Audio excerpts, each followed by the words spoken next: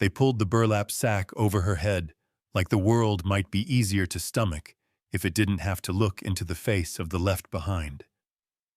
She stood there, a slight figure trembling in the wind, arms wrapped around herself as though letting go would mean shattering into dust.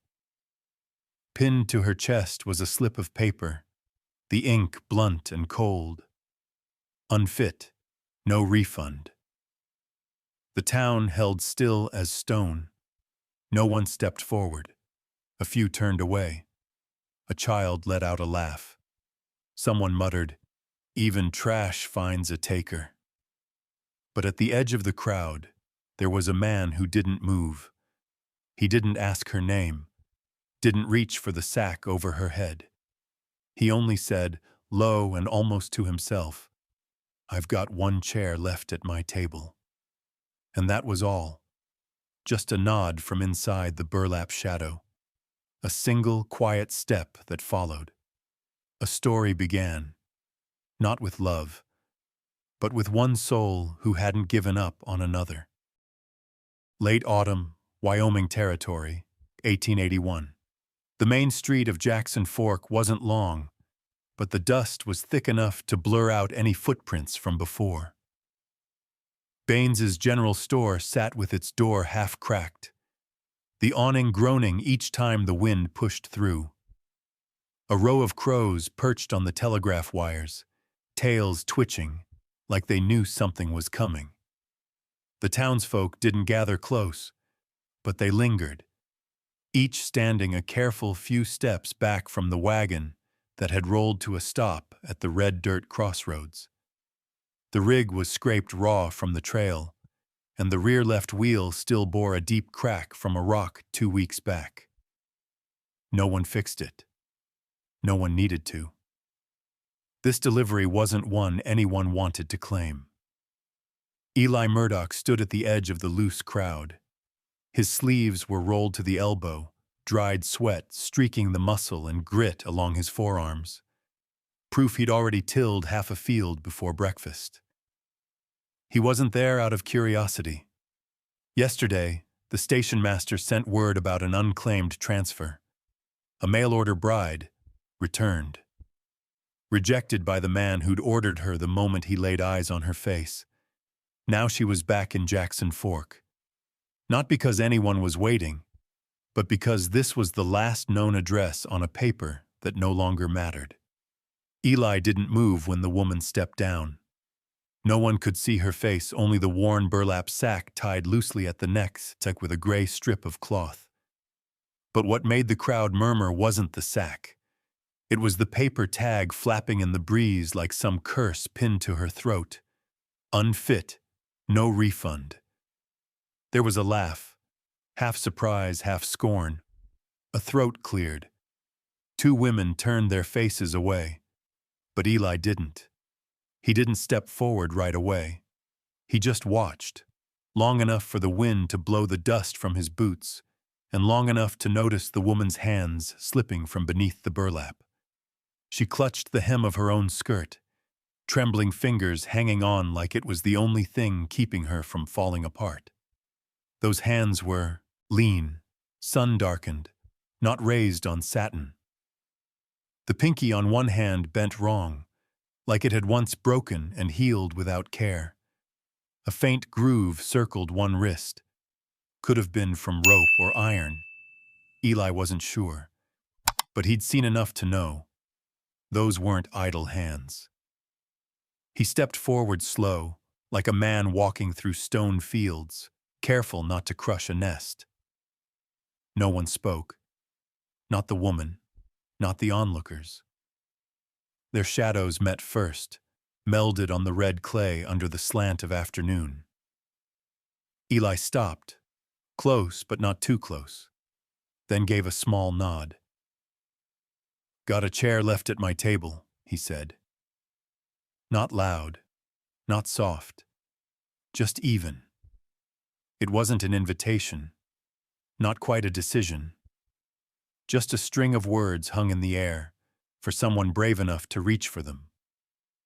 The woman said nothing, but she nodded. Inside that burlap shadow, the motion was slight, unsure, but it was there.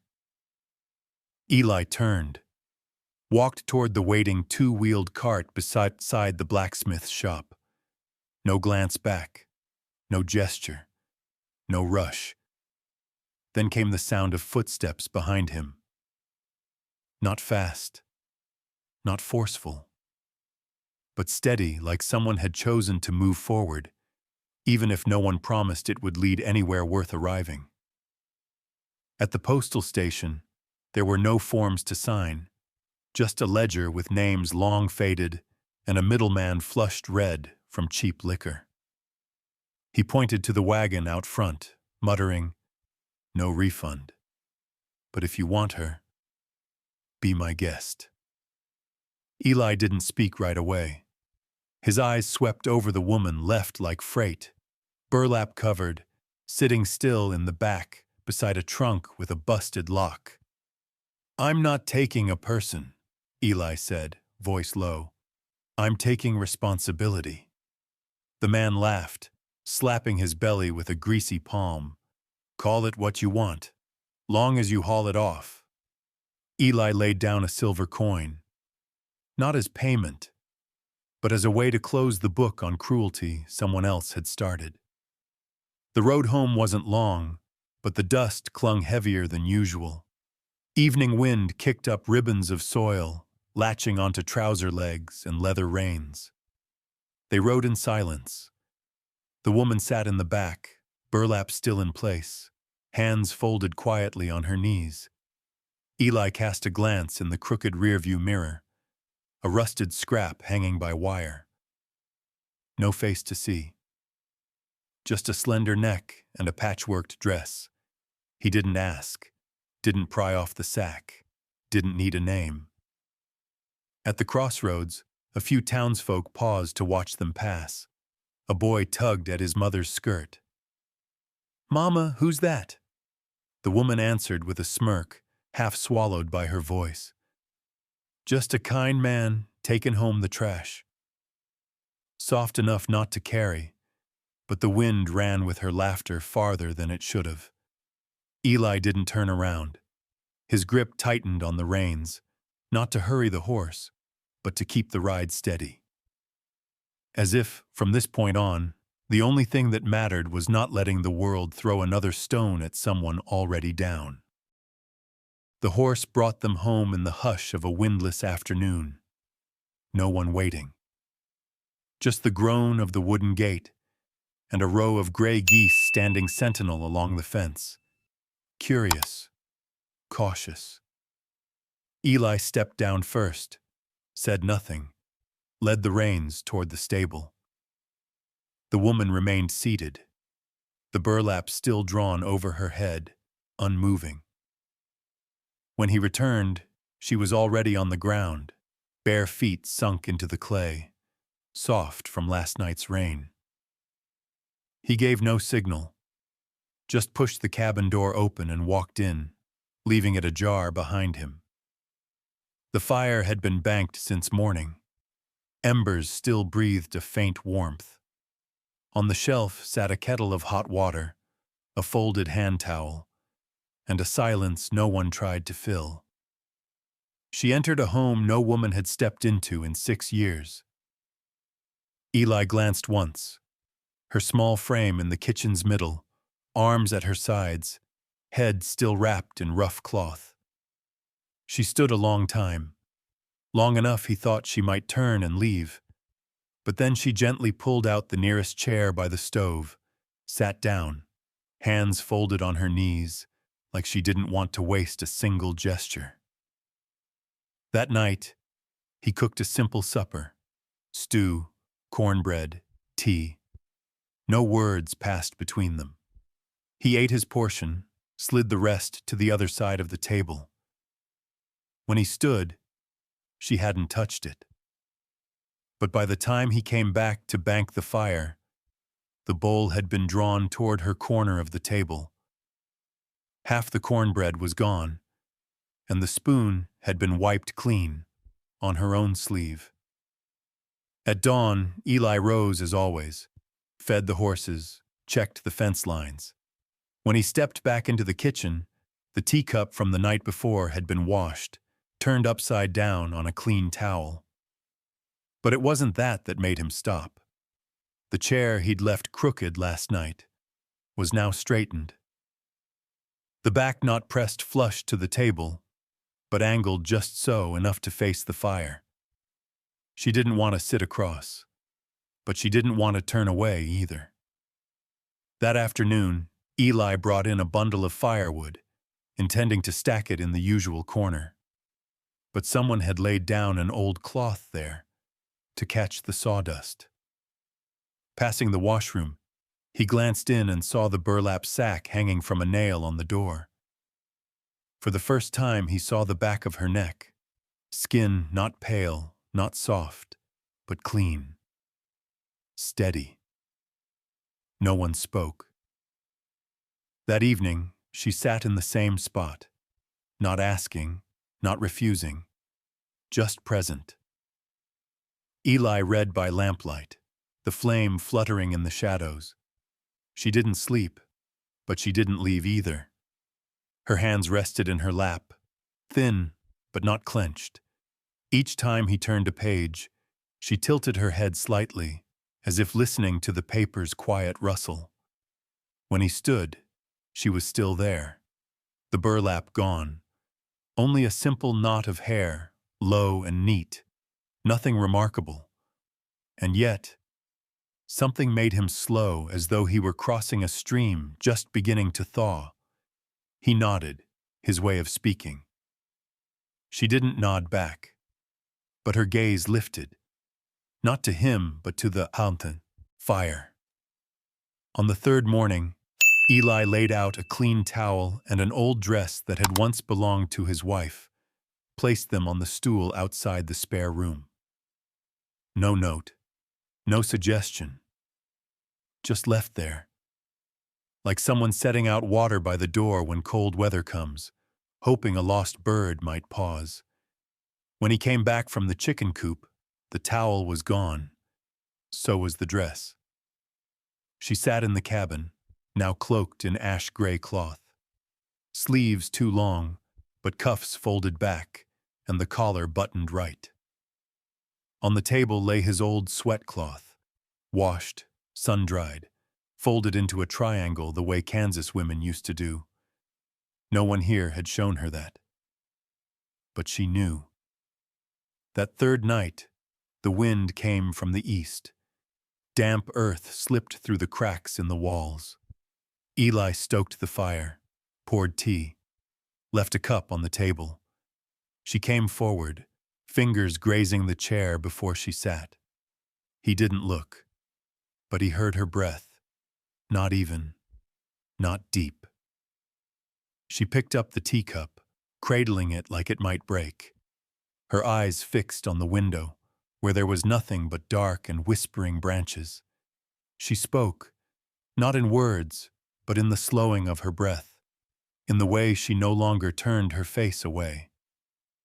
Eli thought, some folks need words. Others just need a warm stove and someone who'll stay. He didn't ask her name, didn't ask her story. He simply let her sit beside him, silent, surviving in her own way. Like a wild creature just slipped from a snare, learning to trust the ground again. And the strange thing was, he felt himself soften too, not because of her, but because her silence didn't make him lonelier.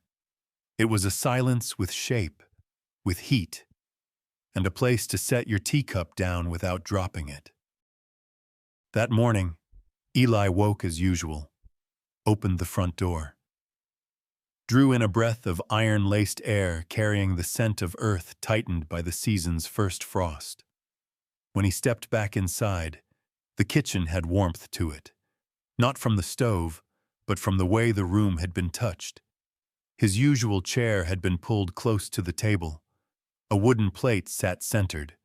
The tin cup shimmered like it had been freshly polished.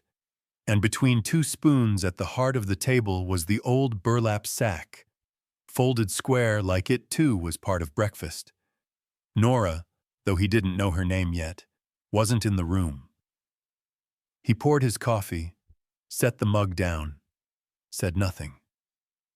Then reached for the eggs with a hand just a shade slower than usual, waiting perhaps without knowing he was waiting.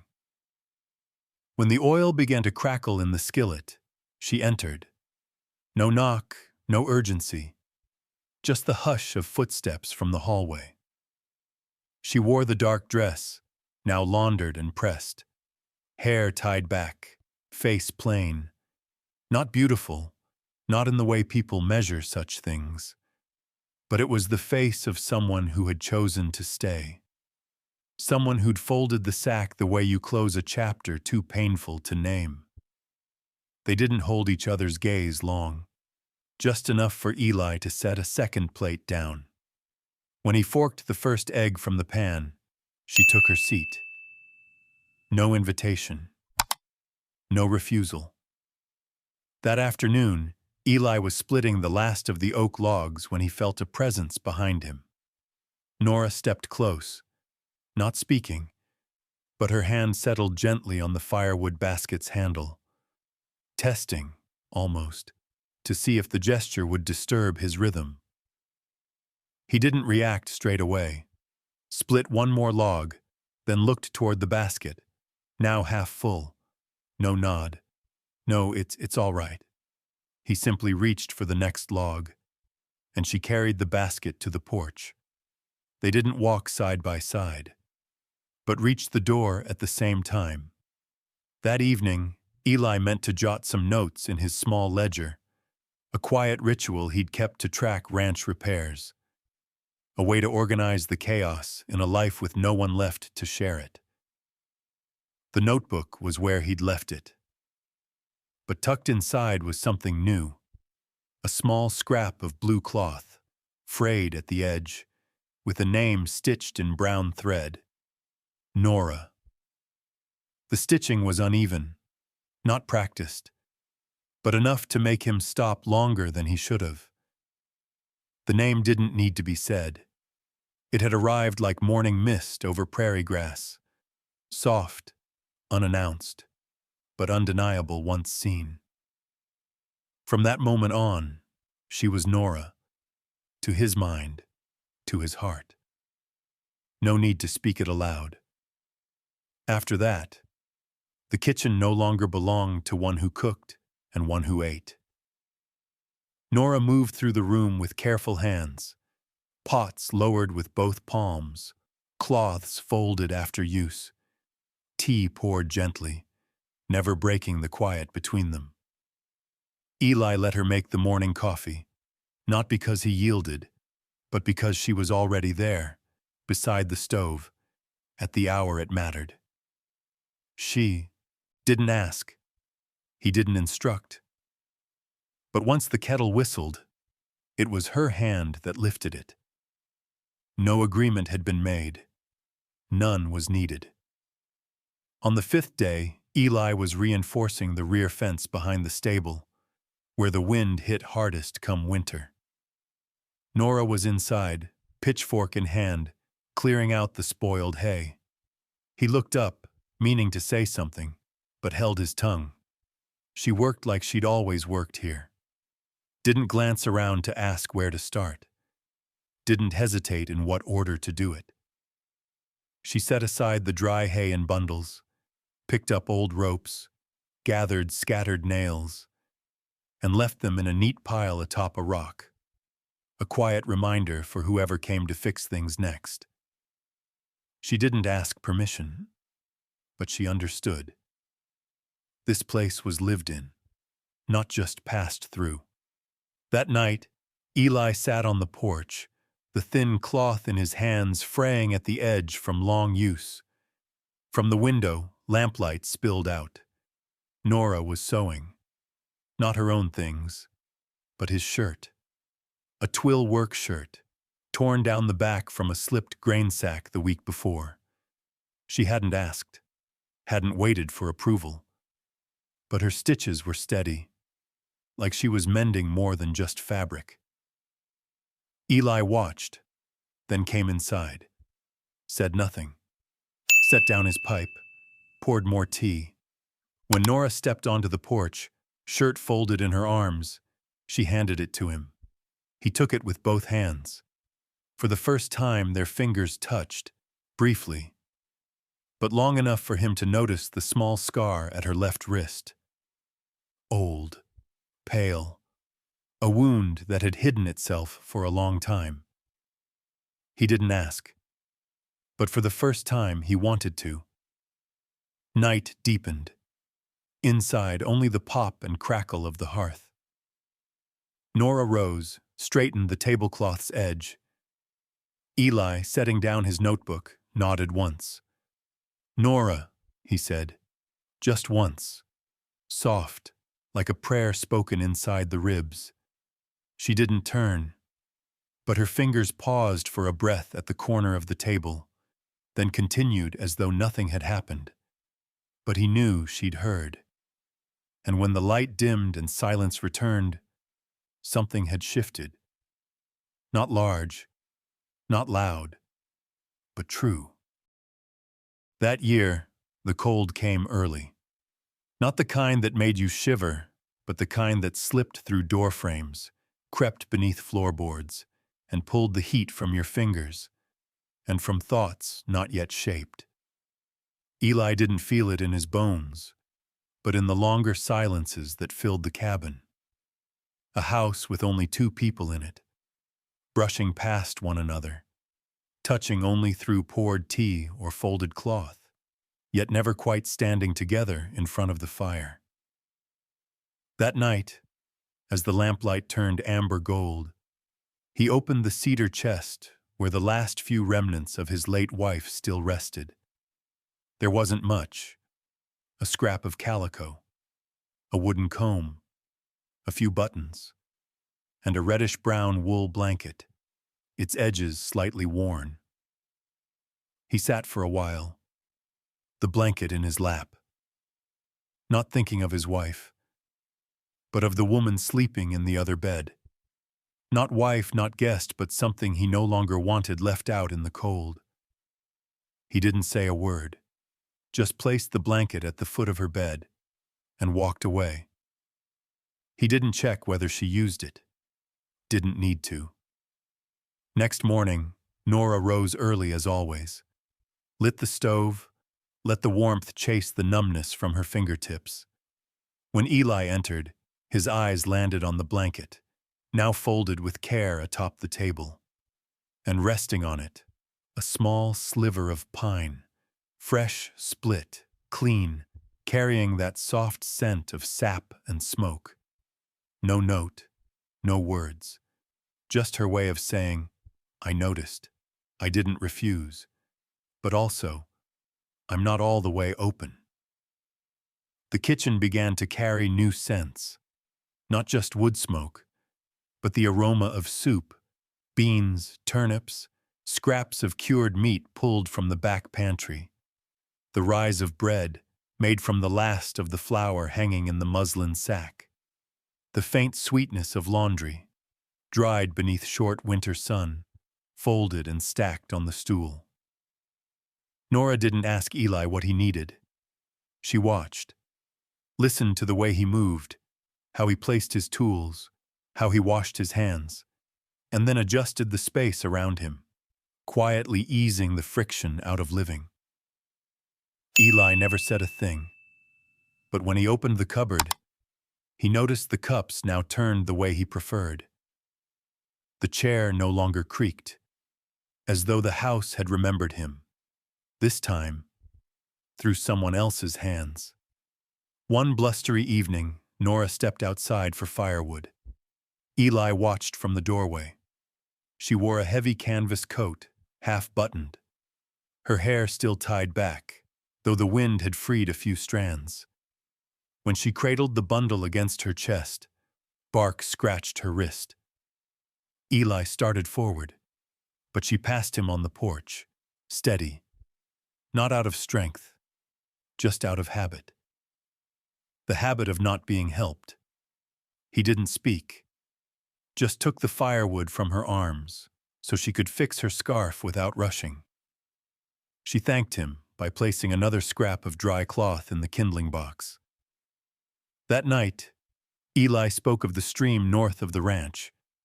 No reason, just filling a silence that the fire couldn't keep warm on its own. He told how last winter the freeze came early, how the fish floated up beneath the ice, and how he'd buried them one by one rather than leave them for the wolves. He didn't wait for response. It was the kind of story you told to the walls, and maybe, for the first time, Nora was simply there to hear it. She didn't leave, stayed beside the kitchen door, darning a glove worn through at the fingers. Now and then, her eyes lifted to him, long enough for him to know he wasn't talking to himself. When the wall clock struck 10, Eli poured more tea. The last log glowed hot. Nora hadn't spoken until he reached for the lamp. Her voice came then, unsteady, quiet, but real. "The fire smells like pine." Eli paused, turned, didn't ask. "How did you know?" Didn't say, "You're right." He simply looked at her as if she'd done something worth remembering. She said nothing more that night. But he knew. It was the first time she'd let herself be seen, not just in gesture, but in word, even if only one. Next morning, Eli rose earlier. He sawed a few more pine logs, usually saved for winter holidays, and stacked them beside the hearth. Not many. Just enough to say, "I thought of you." Nora came later. She said nothing when she saw the wood, just touched one piece lightly, then carried it outside, split it smaller, and placed it in a basket of its own. That evening they sat closer, not touching, but not with a table's full length between them either. The tea was hot. The wind howled beyond the shutters. Nora adjusted her scarf. Eli passed another cup. No one sighed, but both of them wilted. Tonight, the cold wasn't quite the same. By the second week, the wind had quieted, the snow fell thin, but the earth still wore its gray winter skin. Out in the yard, freshly washed cloths were pinned along a line strung between two oak trees, the only place that still held nails and twine through the long gales. Nora hung the laundry barehanded, one piece at a time. Each shirt, each cloth, carefully shaken to keep water from pooling, then clipped with the same wooden pegs Eli once used to dry corn husks. Eli stood on the porch, coffee in hand, watching from afar. Not watching her, but something in the shape of her back, in the quiet way her spine held. Not tense, not broken, but like someone who still hadn't laid her burdens down. When she finished the first row, he stepped toward her without a word, picked up the boot she was mending, fingers brushing the thread she'd just sewn. "Here," he said, pointing to the lifted heel. "Tighten this seam. Snow won't get in as easy." Nora looked up. No smile, no nod. But her eyes didn't look away, as if for the first time she allowed another's presence to join what she was doing. They didn't speak again until afternoon. When the laundry had dried part way, Nora began to take it down. Her fingers were red from cold, but her motions stayed steady. This time Eli walked out to help, not waiting to be asked. He unclipped each peg, handed it to her. Didn't drop a single bead of water. It was the first time they stood side by side through a task that took more than a moment. Not passing, not facing, but standing, parallel, both looking toward a job that had no master. Later they rested by the kitchen door. The afternoon sun slanted in through the window, laying a long stripe of light across the table like a scar. Nora held a cloth she hadn't finished stitching. Eli honed the kitchen knife with slow, steady scrapes. It was a long time before Nora spoke. Not a story, not quite a confession, more like a thing returned to the air after too long being borrowed. "I once saved a child," she said, voice uneven, as if repeating a line that had been used against her. "Relief camp, down south, cold season, like now. He had fever. Doctor said wait, but I knew wait, and he wouldn't make it till dawn." She paused, didn't look at Eli, only at the needle in her hand. "So I gave the injection, small dose, went against orders, but he lived." She gripped the cloth tighter. A small ink blot seeped along the edge, maybe from the needle, maybe from somewhere deeper, someplace not meant to be seen. 3 days later, his mother came and took him home. But I was reported. They said I was unstable, reckless, unfit for teamwork. My supervisor signed the dismissal. My family said I embarrassed them. She laughed, quiet, like wind slipping under a door. The kind nurse who went mad. That's how they told the story. Eli didn't ask questions. Didn't say I believe you. Didn't say you weren't wrong. He simply reached for the same boot she'd been fixing. "Here," he said, pointing again to the heel seam. "One tighter stitch. You'll be able to wear it to the stream without freezing." Nora looked at her own hands, nodded. Not because she agreed, but because she knew. She'd been heard and not judged. That night, Nora lit the fire earlier than usual. She used the good wood, low smoke, steady burn, the kind Eli set aside for special use. She made a simple stew, dried vegetables, bone stock, a few wild herbs she'd foraged the day before. Not for company, not even for supper, but because tonight she felt the house deserved a scent warmer than ash. Eli stepped inside, saw the pot already simmering, said nothing, just set 2 wooden bowls on the table. Nora ladled carefully, not slow, but steady, not avoiding. When they ate, they sat across the same half table as always. But tonight, the space between them wasn't a wall. It was a place to set down what hadn't yet been said, and not be afraid it might break. When the wind picked up outside, Eli stood to close the window, used a length of timber to wedge it shut. Nora watched him, not out of chill, but because the look in her eyes had changed. No more distance, no more suspicion, only a quiet kind of acceptance. Like she, too, was beginning to reclaim something long denied. "The sack," she said later, folding a dry towel. Eli turned. "It wasn't to hide my face," she murmured. "It was to keep from being seen." She didn't explain further. Didn't need to. He nodded, like a man who knew some truths only needed company, not commentary. That night, the house wasn't fully warm, but certain corners no longer asked people to brace themselves before sleep. Nora took another stack of cloth, layered it across the breezy window. Eli rested his feet on the hearth's edge, watching the fire blink behind the logs. They said nothing of tomorrow, but both knew. They'd crossed a threshold.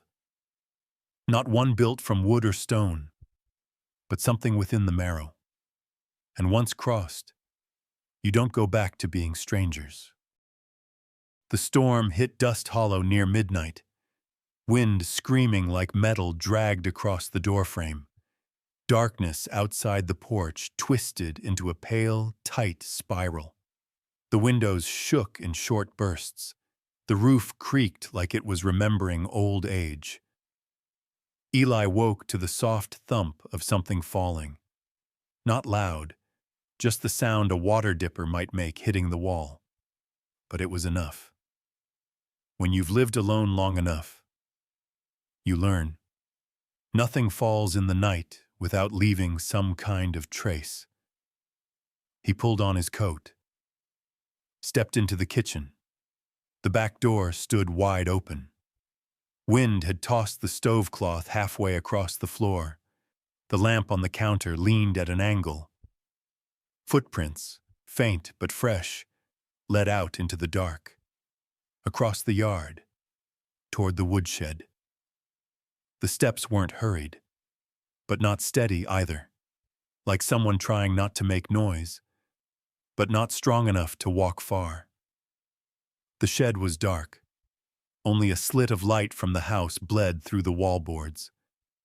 Nora was curled into the far corner, between the cut logs not yet stacked. Her shoulders trembled, not from cold, but from the kind of silence that hasn't been touched in too long. Her hands were turning blue, arms wrapped tight around her knees, like a small animal who'd forgotten what safety felt like. Her hair clung wet to her collar, her face hidden. But Eli didn't need to see her eyes to know. She wasn't quite in her body. He didn't speak, just stepped forward, took off his coat. Wool thick with horse sweat, smoke, and old coffee. He draped it across her shoulders like a sentence never spoken. I see you, and I'm still here. Then he sat beside her, not close enough to crowd, but close enough so that if she leaned, he wouldn't have to move. It took a while before Nora spoke. Her voice wasn't cracked, wasn't shaking, just layered with a dust that settles in a person's throat after too many years without being believed. I can't stand kindness, she said. Eyes on the damp dirt floor where the rain had seeped through old straw. I've grown used to being treated like something unworthy, and when someone's kind, I don't know where to put it. I don't know whether to hold it or return it. It just feels heavy. Wind moaned overhead. Eli reached forward, turned the shed's inner latch, an old habit from his years guarding roofs against storms. But this time, he did it to shield the storm raging inside another. Nora curled tighter, resting her forehead on her knees, the stance of someone who's lived too long under the glare of suspicion. I didn't run, she added softly. I just didn't want to stain that decent kitchen with the thoughts in my head. Eli didn't answer. He struck a match, built a fire in the corner stove. Not for heat, but for presence. In nights like these, a fire doesn't warm with flame, but with the fact it doesn't leave. When the flames rose, lighting half of Nora's face, Eli poured the last of the coffee from that evening's pot, offered her half. She took it with both hands. Didn't say thank you. But her breath began to find its rhythm again. Some time passed. Then Eli spoke, not to ask, not to fix, just to place a small stone on the half-built bridge between them. When my wife was alive, I once built a fence around the garden, thought her dog might run off. Nora looked at him. The dog died that first winter, but I left the fence up. Not because I missed it, but because I wasn't sure I knew how to take things down anymore. He sipped the coffee, smiled faintly to himself. Sometimes it's easier to keep a fence than admit you don't need it. Nora clutched the coat tighter, but this time she didn't withdraw. I've got fences too, she whispered. Not outside. In my head. They don't keep me safer. They just make sure no one gets in. Not even me. They sat that way until the fire burned low. The wind outside softened, not because night had passed, but because something inside had stopped howling. On the way back, Eli didn't hold her hand. He simply walked beside her, close enough that their shadows wove together on the snow. At the steps, Nora paused. "Thank you for not asking why I left," she said. Eli replied without turning. "If someone walks through a storm and returns, then wherever they come back to, that's already home." The kitchen lights glowed again. The coat he gave her was hung neat by the back door, its frayed cuff stitched with even thread. From that night on, Eli no longer had to guess where she'd sit, and Nora no longer needed to apologize for stepping away. The stove still made its familiar sounds, but now there were two shadows cast on the wall. One tall, one slight, but close enough that when the fire dimmed, each could still see the light in the other. That morning, as Eli brewed the coffee, he noticed a folded sheet of paper beside the cup she always used. There was no name, no greeting, just a short letter, resting squarely on the time-darkened wooden table. The corner of the paper curled slightly, as if it had been picked up and put back down more times than she could count, before finally letting it go. Nora didn't say anything. She hadn't gone outside, nor stayed in the kitchen like she often did. She simply left the letter, like someone who's long grown used to sending off the most important pieces of herself without expecting any reply. Eli sat down, not in haste, not overly gently. He understood that certain things, if turned too quickly, might snap. And he also understood that when someone who's lived buried in silence offers you a piece of memory, the only decent thing to do is look directly into it and not turn away. In her letter, Nora spoke of years spent living like a ghost inside her own family. No defiance, no rebellion, just a quiet absence in a house full of noise. After the incident at the relief camp, where she had acted ahead of protocol to save a fevered child, she was labeled unstable. There were no thanks, no explanations, just a transfer slip to a behavioral facility, a small suitcase, and her mother's farewell. "Stay quiet, and you'll get better." She wrote that. For a while, she believed it. Believed she was the mistake. Because for months, no one looked at her with the eyes of someone truly listening.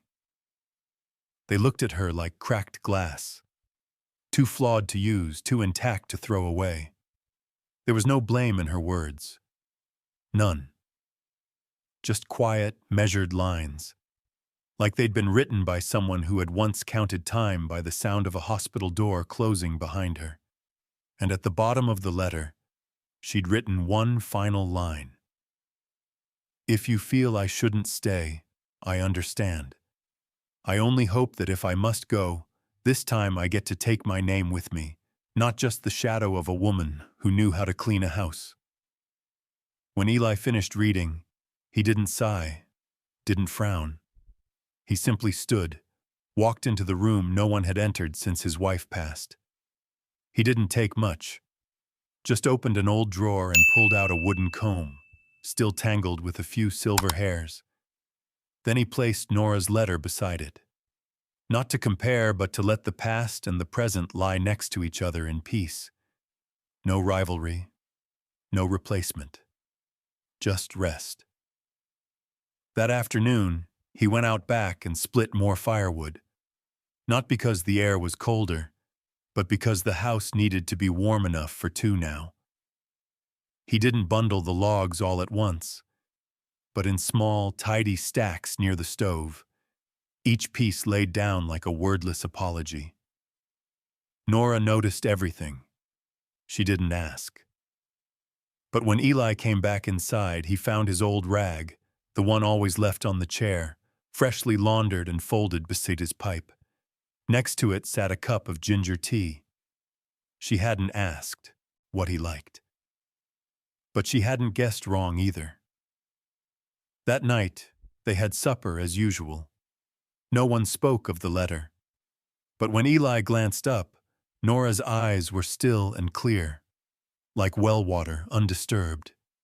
Not guarded, not expectant. Just something deep and settled that didn't need to be named. He didn't say anything, but when he tipped his spoon slightly toward the center of the table, it was a small signal that tonight she could have half of the bread he usually saved for himself. After the meal, he reached for an old sweater and draped it over Nora's shoulders before she stepped outside to empty the ash bucket. She didn't refuse. She didn't thank him. But when she came back, she brought down a blanket from the attic and laid it across the armchair where he always sat to read, as if to say, "I see there's a cold place in you, too, that no one else has covered." That night, the wind howled through the roof beams. Eli heard the barn gate rattle. He rose to fix it. Nora grabbed her coat and followed him. No one spoke. No one offered a hand. But when they stood together in the hay-sweet dark, securing the latch in silence, Eli realized something he hadn't felt in years. He wasn't holding the line alone anymore. They returned with straw clinging to their sleeves and smoke under their nails. No words between them. But their footsteps shared a rhythm.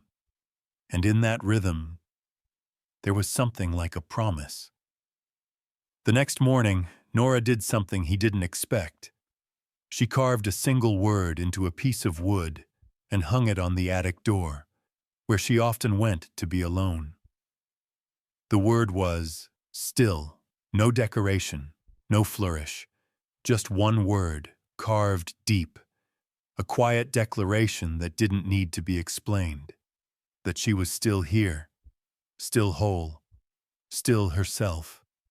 Despite the papers that once tried to erase her, despite the silence of family, despite all the stares that had never paused long enough to meet her eyes. Eli passed by, stopped for a moment. He didn't ask why she chose that word. He only reached out and touched the edge of the wooden sign, then continued on to the stable. But that morning, he brewed a second cup of coffee, set it on the porch step. Not because she'd asked, but because maybe, one day soon, she'd sit there, beneath the open sky, and let her sorrow dry in the warmth of a sun finally rising above their shared roof. The town lay still beneath the first light of spring, not whitewashed anymore like the month before, but not warm enough for the wind to stop cutting across a person's shoulders. Each morning, Nora walked the red dirt road with her old gray shawl wrapped high across her face. Her steps even and quiet past the shuttered saloon and the general store that often left a sack of soft potatoes by the door. She wasn't in a hurry, but she wasn't hiding either. She simply moved in a way that drew no attention, one of those skills learned by people who have lived too long in the dark, trying not to be hurt again. The small chapel stood at the end of a slope, tucked behind a row of worn-down maples. No one had assigned her a task. No one had asked.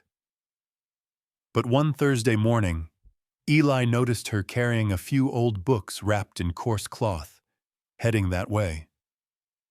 The next day, he saw children racing through the churchyard, still clutching bits of charcoal they'd used for writing. They whispered to one another with that half-shy, half-thrilled tone only children carry, saying, "Miss Nora writes like the old teacher used to." Some giggled, some looked around to see if anyone had overheard, then scattered toward the fields. Nora had begun teaching them letters, just a few hours each morning. She didn't ask who their parents were, didn't keep rosters, didn't teach anything lofty. She simply let them write their names on the slate. one careful stroke at a time, as if each name were a small root, something every child needed to hold on to in a world with too much wind. The grown-ups were slower to come around. When Nora passed, some of the older women tugged their shawls lower and glanced sideways over their shoulders. One afternoon, someone muttered behind her, "Ain't that the one used to wear the sack?" The voice wasn't loud, but loud enough for the wind to carry it across the market. But then, one Sunday morning, as the congregation recited scripture, a child collapsed on the chapel steps, his face gone pale, blood streaking his shirt from his nose. People froze. No one moved. Nora stepped forward. Without a word, she pulled a faded silk handkerchief from her pocket, dipped it in holy water, and pressed it to the boy's face. Her hands were steady, certain. She didn't ask permission, didn't wait for anyone's signal. It was as if all those years of being labeled unstable had never existed. Just instinct remained, the kind that comes from once having held someone's life in her own two hands. The boy's mother dropped to her knees, cradling her son, unable to meet Nora's gaze. But that afternoon, she came to the ranch. She brought no gift, no formal greeting. Just walked up to Eli as he was tying up the horse and said, "I know those eyes. She's the one who saved my boy last year, back when we were still at the refugee camp down south." She paused. "Back then, I only had time to grab my son and run. I never really saw her face, but now I remember. It was the kind of look that doesn't ask, just acts." From that day forward, folks didn't talk much about Nora. They didn't praise her, didn't pat her back. But the whispering stopped. The rumors faded, not because anyone stood up to defend her, but because she kept walking that same red road each day, kept teaching those kids to write their names with steady strokes, and kept nodding to folks. Not to make friends, not to prove a point, but just enough to say, "I see you, and I'm still here." Eli never said much about it either. But every time she came back from the chapel, he chopped a little more wood to keep the stove brighter. She started baking on Saturday afternoons, not for sale. She'd place them in a woven basket by the front gate. Whoever passed by could take one, cinnamon-scented, soft, small enough for a child's palm. One kid brought one home and showed it to his mother. An old man took one, then came back the next day and left a bunch of green onions in return. One morning, someone knocked at the door. It was Mr. Buckley, the former postmaster. He nodded politely to Nora, set a worn leather-bound notebook on the table and said, "Found this out back in the old office. Still got some pages in it. Thought the kids might use it." Nora took the notebook. She didn't thank him, but her eyes softened in a way words couldn't capture. She ran a finger along the edge of the cover, then placed it gently next to the pot of steeping tea. There are kinds of forgiveness that don't require words. There are doors that don't need their knobs turned, only someone inside to stop locking them. From a woman once wrapped in burlap like she carried plague, Nora now sat in a kitchen flushed with late afternoon light, mending the frayed hem of Eli's old shirt, while children called each other by names she'd taught them to spell. And among all the stories left untold, she began leaving behind quiet traces of her own. A dried flower pressed inside a book, a humming tune while boiling water, a smile that passed like sunlight through an unlocked door. She still didn't speak much, but in each task, each glance, each hand that reached for a teacup or turned a loaf, Nora was writing her story again. Not in flowery words, but in bold print that read, "I live. I remain. I don't need to prove it to anyone anymore." Some things aren't made to be used. They're made so someone knows there's a place for them to sit. One March afternoon, as the sun dipped behind the pine ridge and the crows called one another home, Eli began sawing through old cedar, dried and cracked from the previous winter. It wasn't for fence repair, and it wasn't for a new chicken coop. He only said, "I need to make something for the patch out back." He didn't explain further. Every evening after that, he sat under the oak, where his wife used to read the year before, sanding each plank smooth, measuring by eye, fastening with rusty but solid nails. Nora didn't ask, but she brought him tea, placing the cup on a nearby stone. At first, she'd walk away right after. Then she lingered, and eventually she asked, soft as a passing breeze, "What are you making?" "A bench," Eli answered, as if the answer had always been waiting there in the dust. Not a rocking bench, no carved arms, just a plain wooden seat with two solid legs, wide enough for two people to sit side by side, not touching shoulders, but not so far apart that the wind could slip all the way between. He never said anything more, but by the third night, when Nora came out to brush away the sawdust, she bent low and saw the small letters carved carefully into the underside of the seat. Nora. From that evening on, the bench became a new rhythm. Each morning after watering the carrot sprouts that were just starting to break the soil, Nora would carry out 2 cups of tea. If Eli hadn't caught anything in his traps, he'd bring an old book, not to read out loud, but to have a reason to stay just a little longer. They'd sit there beneath the oak, still bare of new leaves, watching the wind push the wild grass in one single direction. On one rare evening when the moon was full, Nora brought out a small cloth, the same one she'd embroidered with her name during her first days at the ranch. But this time, in the lower corner, she had added another name. Not fancy stitching, just a few sure, plain strokes. Eli. She didn't hand it to him. She just left it on the wooden table, beside the oil lamp, and walked away. The next morning, the cloth was gone, and no one said anything about it. By mid-April, the oak had begun to bud. The bench had grown weathered from the early rains, but Nora's name was still there, even after the dust had settled over it more than once. One afternoon, she wiped it clean with a damp cloth, not to look at her name, but just to keep the bench as clean as it was the first day. Eli noticed, said nothing. But the next day, he brought out an old can of linseed oil and rubbed it into the grain. The smell wasn't pleasant, but once it dried, the bench looked new again, sturdier.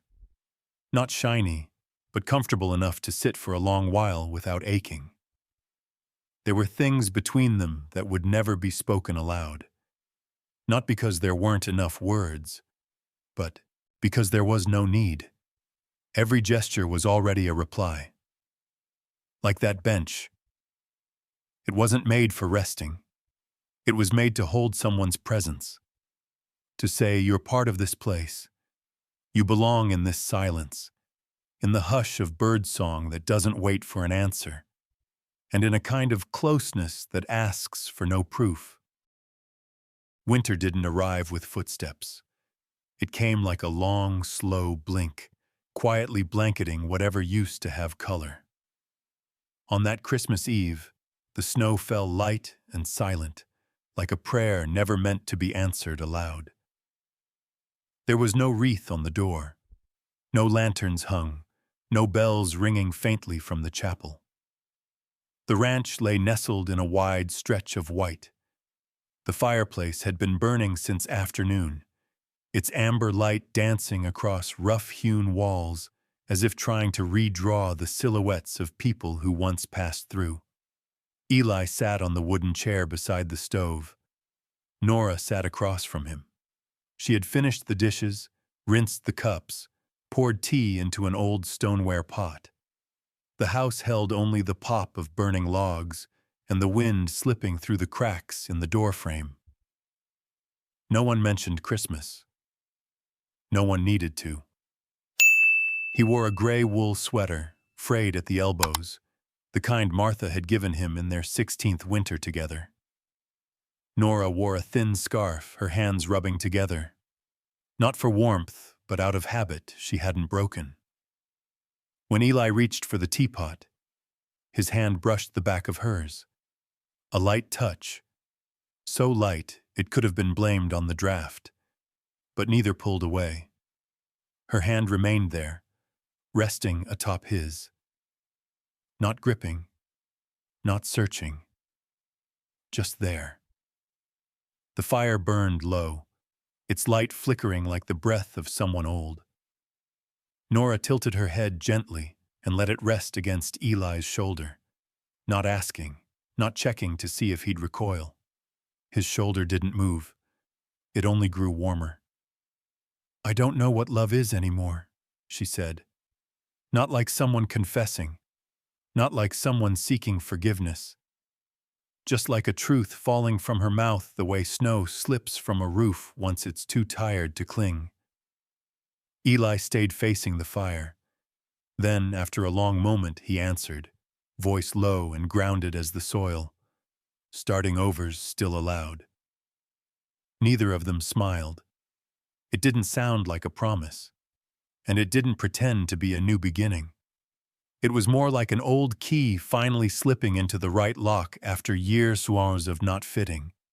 And both of them stood there, not opening the door just yet, but simply knowing it could still be opened. They didn't speak again. They sat like that for a long while. And when only embers remained in the hearth, Nora stood, took the wool blanket from the chair, and walked slowly into the back room. The one that used to belong to Martha, but no longer belonged to anyone. Just a room now, with a bed, a lamp, and a window shut tight against the wind. Eli followed. He didn't walk fast. He didn't hide the hesitation in his steps, but he entered. Stood there. Watched her smooth the sheets, fold the blanket for two. No one undressed anyone. No one reached for hurried breath or primal closeness. They simply lay side by side, separated by just enough space not to touch, but not enough for the wind to pass through. The darkness in the room wasn't heavy, it felt soft, like something worn down that had finally agreed to rest. Frost gathered silently on the window pane. Outside, the snow kept falling.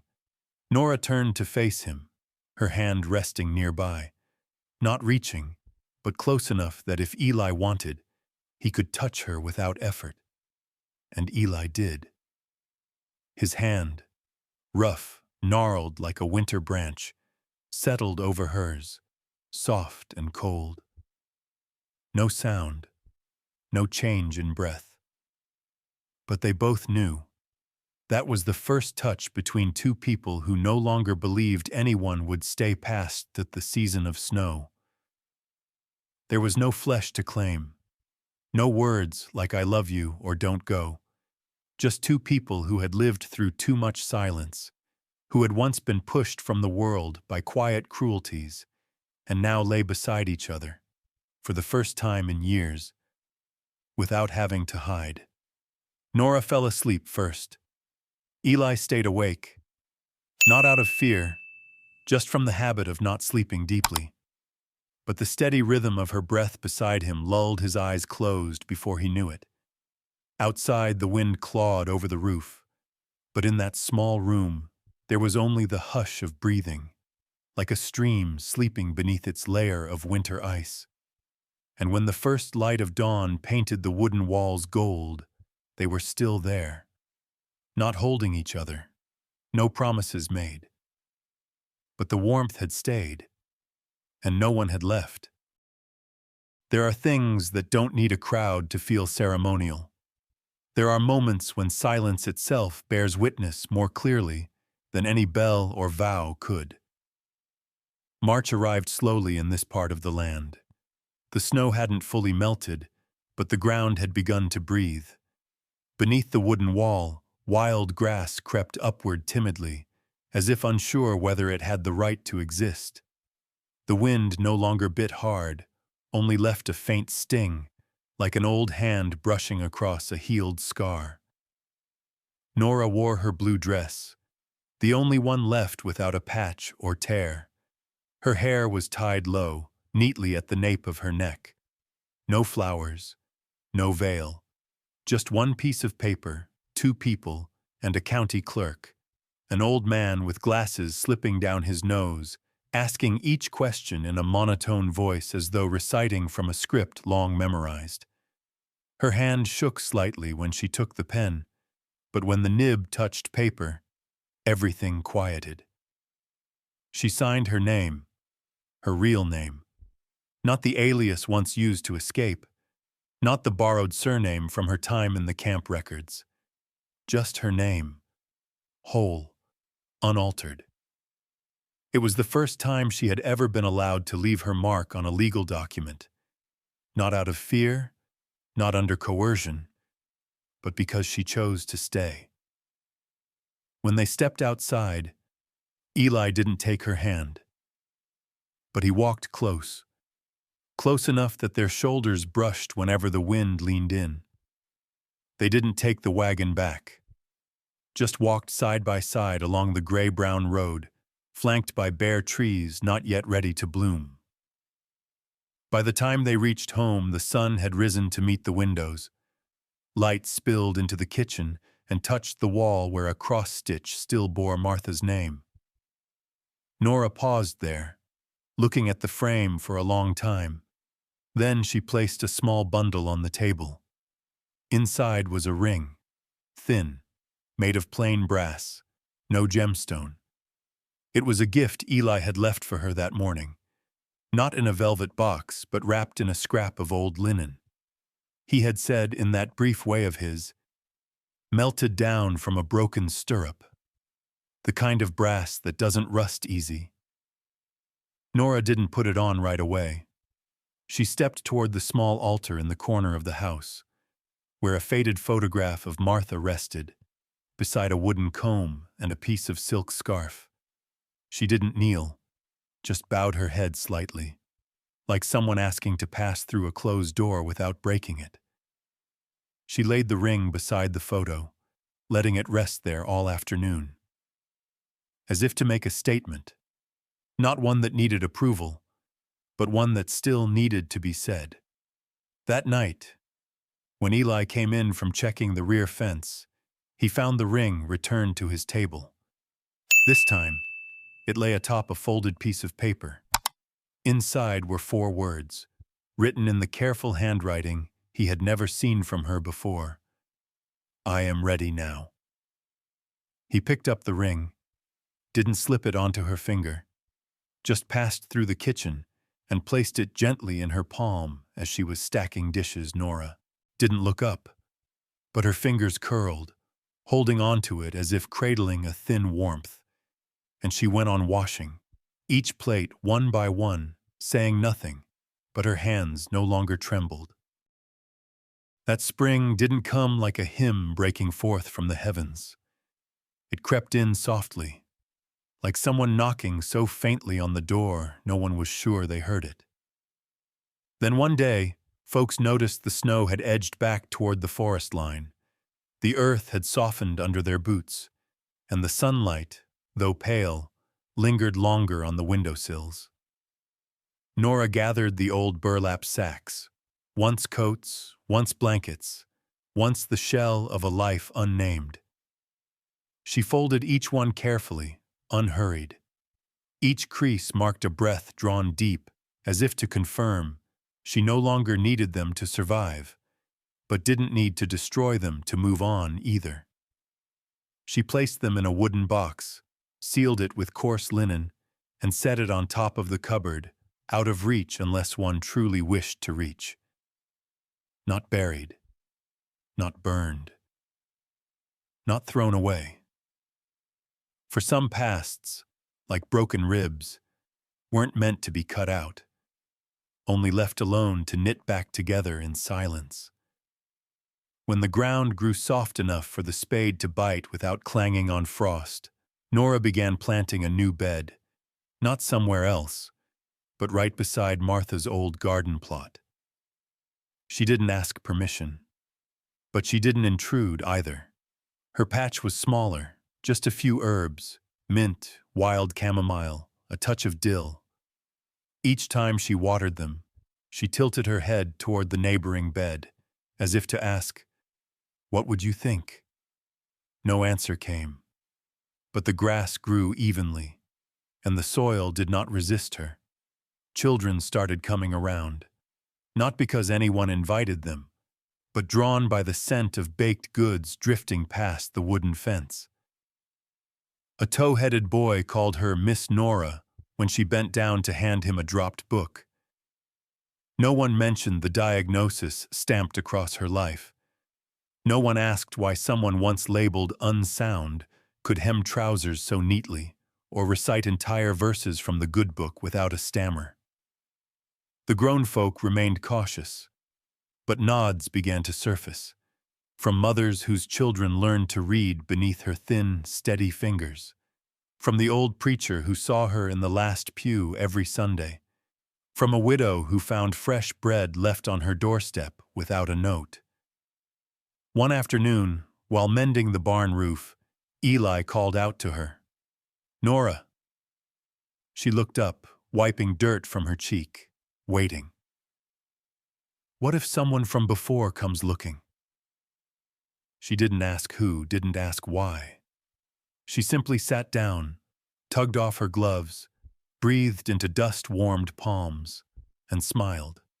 Not sad, not bitter, just a smile that had outlived the need to prove anything. "I'm not hiding anymore. Someone's already said my name right."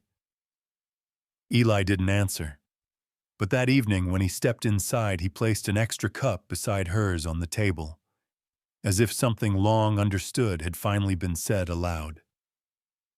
Night came early in those parts, but it no longer bit like the year before. The fire burned steady, not too high.